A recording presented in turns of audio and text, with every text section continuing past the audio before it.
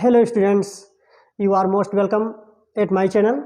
Today we will learn what is Coulomb's law. Coulomb's law in fact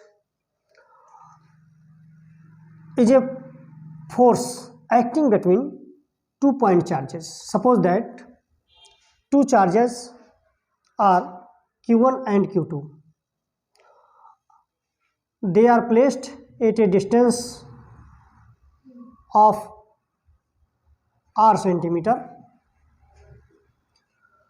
and we have to find out the force acting between 2-point charges.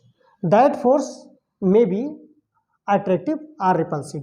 यानी इन point charge के बीच लगने वाले force attractive भी हो सकते हैं और repulsive भी हो सकते हैं. Attractive and repulsive. So Coulomb's law says that the force of attraction or repulsion between 2-point charges are equal to the product of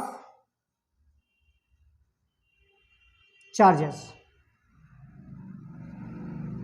यानी दोनों पॉइंट चार्ज के बीच लगने वाला फोर्स दोनों चार्ज के प्रोडक्ट की मैग्नीट्यूड के इक्वल होगा, या मैथमेटिकली हम इसको ले सकते हैं F is directly proportional to दी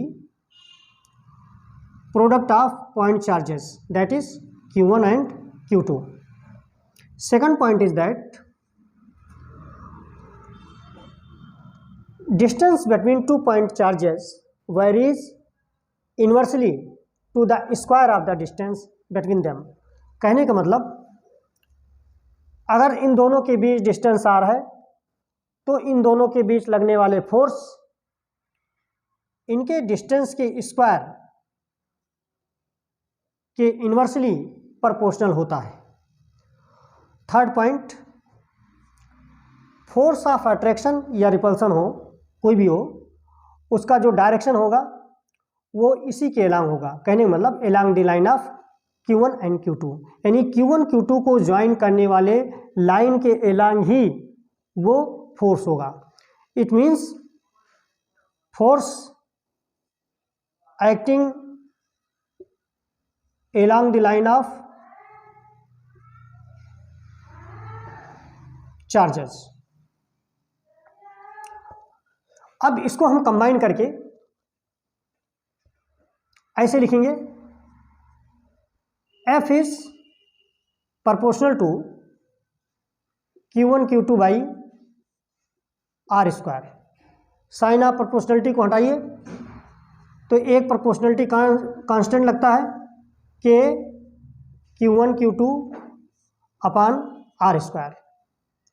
के की वैल्यू एक्सपेरिमेंटली ऑब्जर्व की गई तो ये पाया गया 4 pi epsilon naught Q1 Q2 upon r square.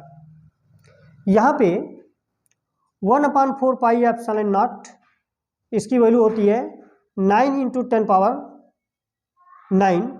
Newton metre square पर कूलम स्क्वायर. तो यानी 9 × 10⁹ Q1 Q2 by r square. ये 2 पॉइंट चार्ज के बीच लगने वाले फोर्स की वैल्यू हो गई. इस तरह से Q1 और Q2 और R की वैल्यू मालूम होने पर हम दोनों पॉइंट चार्ज के बीच लगने वाले फोर्स का कैलकुलेशन कर सकते हैं. अब यहाँ पे एप्सिलॉन नॉट क्या है?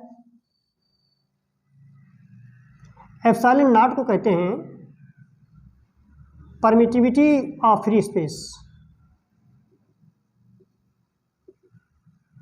परमिटिविटी ऑफ फ्री स्पेस और वैक्यूम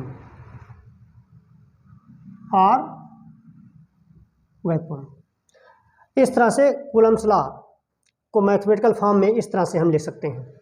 इस पर कुछ न्यूमेरिकल्स भी करेंगे, वो नेक्स्ट वीडियोज़ में हम करेंगे. और वीडियो को लाइक, शेयर और सब्सक्राइब जरूर करें.